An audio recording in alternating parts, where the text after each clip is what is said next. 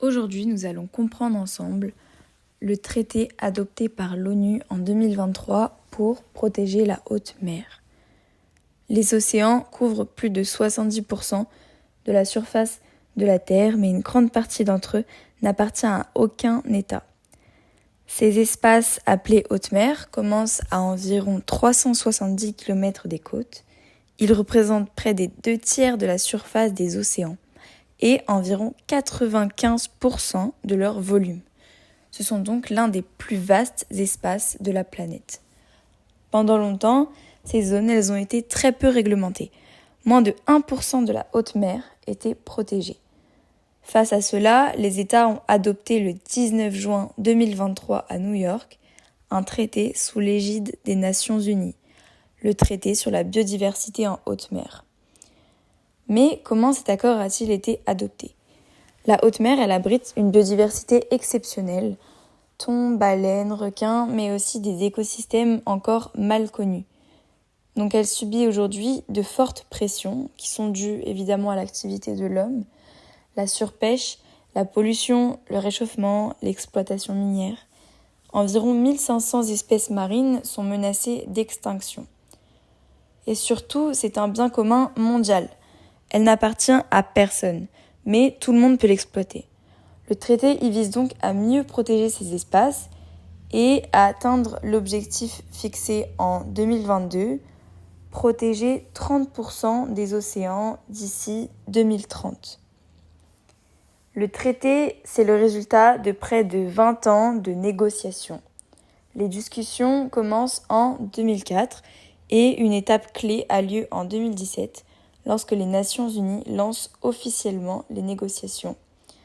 Entre 2018 et 2023, plusieurs conférences ont lieu à New York, au siège des Nations Unies.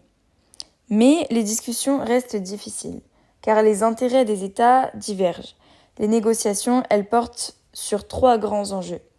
D'abord, les ressources génétiques marines.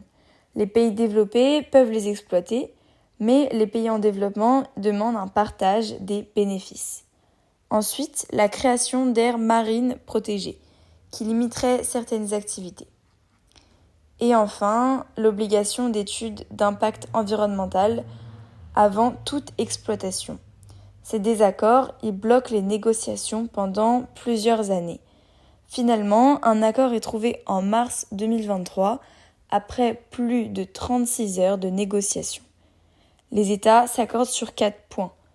Le partage des ressources équitable, les aires protégées, certaines aires où on n'aurait pas le droit donc de faire des activités polluantes, des études d'impact, donc certains scientifiques vont étudier l'impact des activités humaines sur certaines aires pour potentiellement les empêcher.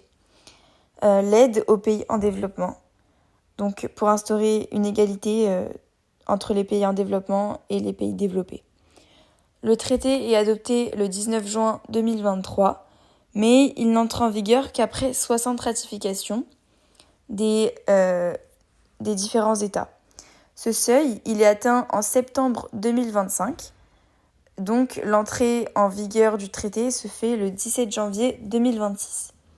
Ce traité, il marque une avancée majeure dans la gouvernance des océans. Il marque l'arrêt d'une époque également. Et il montre que la coopération internationale, elle est essentielle, mais elle est aussi complexe. En effet, il montre que face à des enjeux globaux comme la protection de la biodiversité ou la gestion des ressources, la coopération internationale, elle est indispensable. Mais son efficacité, elle dépend maintenant de sa mise en œuvre concrète.